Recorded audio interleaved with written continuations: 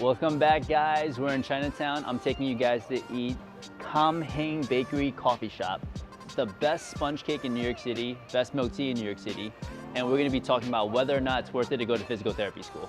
Let's do it. He's never had this spot before, so I was like, I gotta. Yeah, I was like, we're gonna shoot some content for YouTube channel, and I'm like, we're gonna go get some sponge cake. He's like, where are we going? I'm like, the spot. For real? Man, you missed out. You strike up a conversation, and then they gotta hook you up. Man, we got ube sponge cake, regular sponge cake. We got pandan sponge cake, red bean sponge cake. So we got like 12 pieces of sponge cake. I'm gonna hit up my favorite one. It's the pandan. Hold on, you gotta do the honors. You gotta do the honors on this one. We got toast, baby. I mean,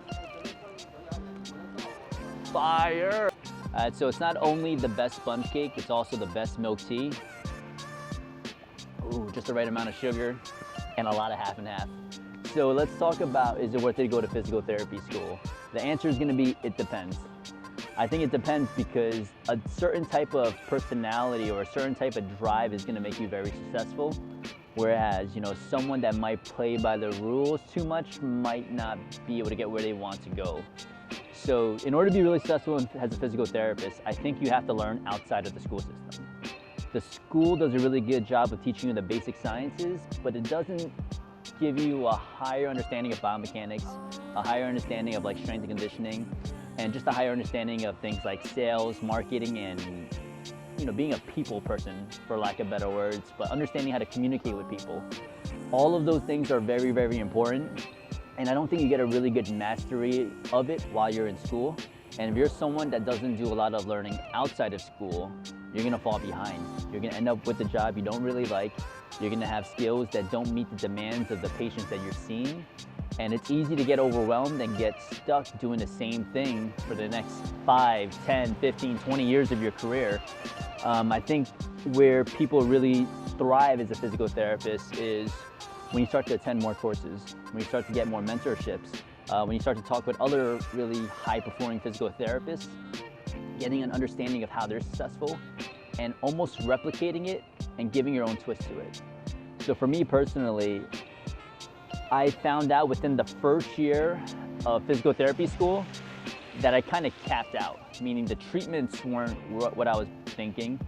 The narratives weren't as good as I wanted it to be, meaning all the stuff that I was hearing from my professors I thought were just narratives that made people feel more broken.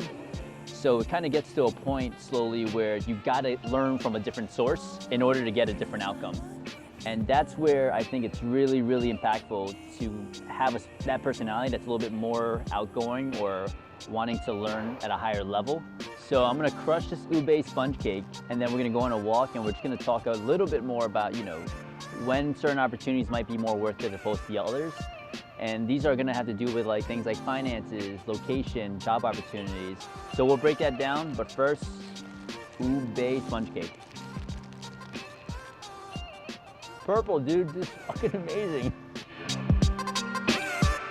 So other things to consider are gonna be finances, right? If you're getting into a state school or school where the tuition's a little bit cheaper, that's gonna be way more beneficial. The tough part is that those schools are usually a little bit tougher to get into.